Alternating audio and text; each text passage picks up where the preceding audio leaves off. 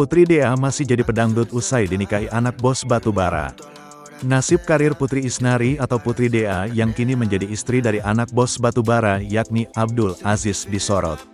Apalagi, pernikahan itu, Putri Isnari mendapatkan uang panai sebesar 2 miliar rupiah. Ternyata, Abdul Aziz tetap diizinkan Putri Asnari berkarir jadi penyanyi dangdut.